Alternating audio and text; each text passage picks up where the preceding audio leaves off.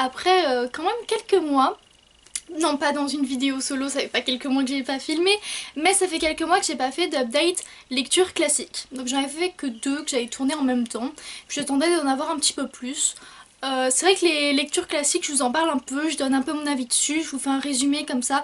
Parfois on a envie de lire des lectures classiques, et du coup ça vous donne un aperçu de quoi ça parle et ça peut aider certains.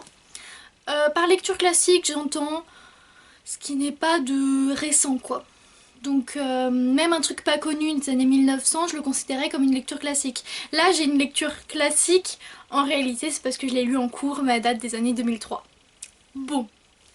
Bon allez, ça y est, on commence, comme ça durera pas trop longtemps. Je vais commencer avec La Peste d'Albert Camus aux éditions Folio. Il coûte...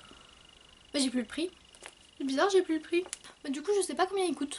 Mais ce livre je l'ai lu pour mon deuxième semestre de licence de lettres. Et il a été énormément acheté ce tome-ci par rapport au Covid. Parce que c'est l'histoire d'un médecin et de l'arrivée de la peste dans sa ville qui s'appelle... Ça commence par un O je crois. Ou alors il y a juste un O. Dans Oran ou Oran, je sais pas comment ça se prononce. Il me semble que c'est en Algérie. Ou alors c'est le mec qui vient d'Algérie, bref je sais plus. Bref du coup c'est un docteur et la peste commence à se répandre.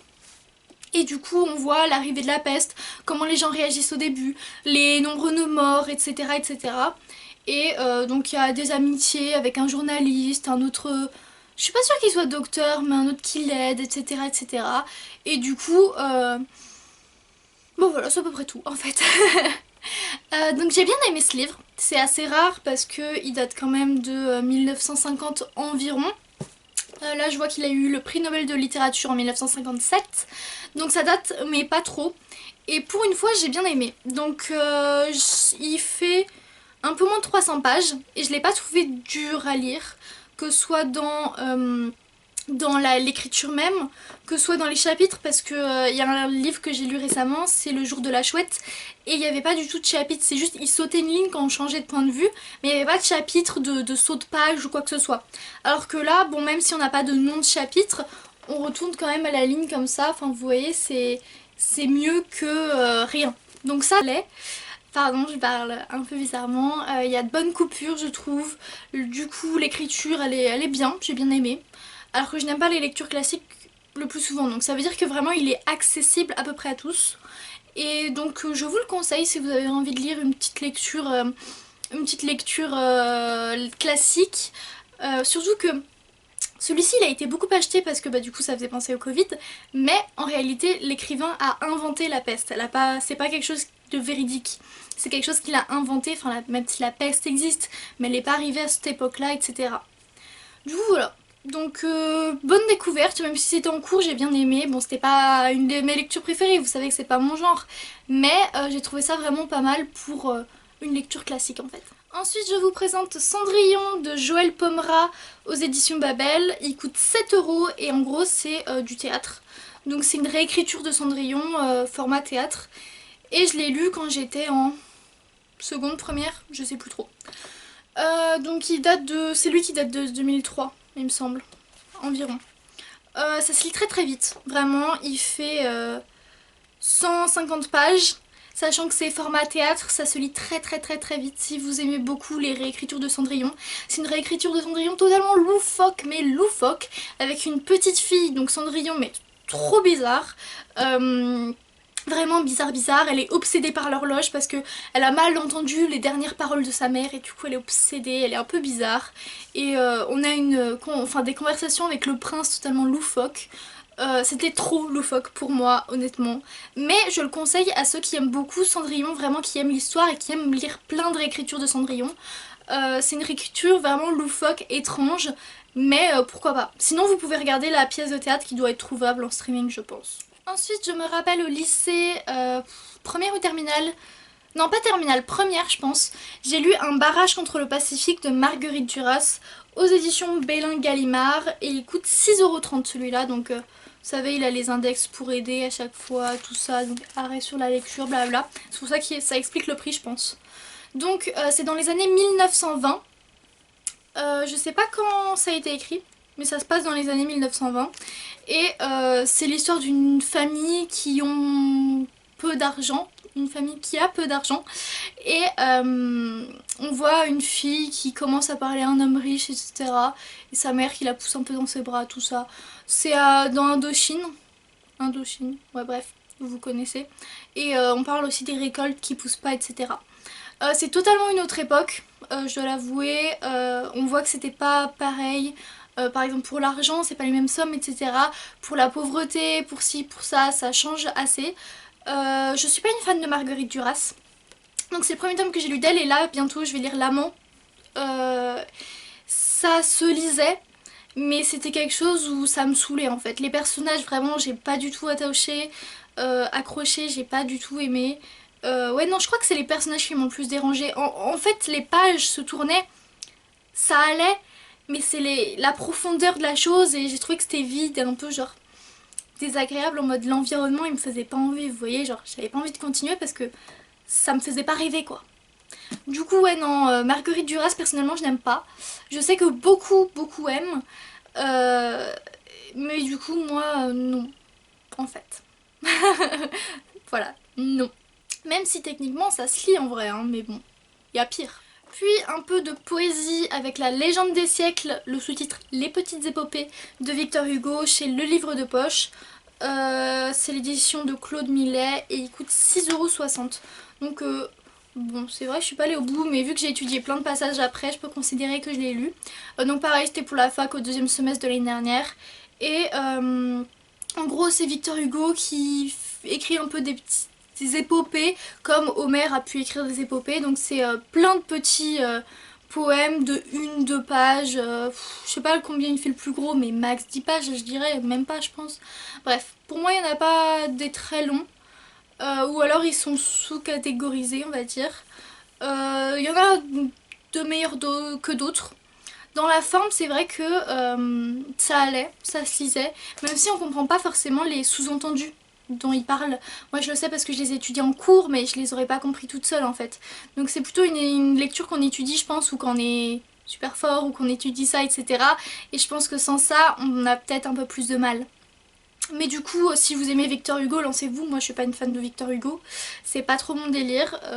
Même si sa plume, ça va, hein, mais c'est pas trop mon délire Victor Hugo. Et il faut aimer les poèmes, évidemment, vu que c'est un recueil de poésie. Moi, ce que je préfère en recueil de poésie, c'est Les Fleurs du Mal. Vraiment, je vous en ai parlé dans une de mes vidéos de lecture classique, mais je crois que c'est Les Fleurs du Mal que je préfère. Mais du coup, il est long quand même, hein. Il fait... Ah non, il fait moins que ce que je pensais, tiens. Il fait 500 pages environ. Je pensais qu'il faisait beaucoup plus. Du coup, ouais, non, il y a des passages longs. Mais en fait, c'est intéressant aussi parce qu'on parle des mythes, on parle de l'église, on parle de la religion, de tout ça. Et c'est vrai qu'il aborde assez de sujets. Et surtout, si ça s'appelle les petites épopées, c'est parce qu'il met le petit peuple en avant. Donc des gens totalement ordinaires qu'il va mettre sous des trucs héroïques en fait. Et c'est pour ça que ça a beaucoup plu je crois. Mais bon, c'est vrai que ça change. Mais moi de toute façon j'aime pas trop les poèmes donc voilà. Mais j'ai lu ça. Puis La Princesse de Clèves de Madame de Lafayette. S'il fait 200 pages, c'est découpé en 4 tomes en fait. Et chacun fait 50 pages. Donc celui-ci, c'est celui que je suis en train d'étudier ce semestre-ci, donc de ma deuxième année. C'est... on commence par toute la cour, etc. On voit à peu près ce qui se passe à la cour. C'est 16e siècle. Dans les années 1500, 1400 1400, 1500, je sais plus. Pourtant, je suis en train de l'étudier. Hein. Et j'ai un contrôle dessus demain. Mais c'est pas un contrôle de lecture, c'est un commentaire linéaire.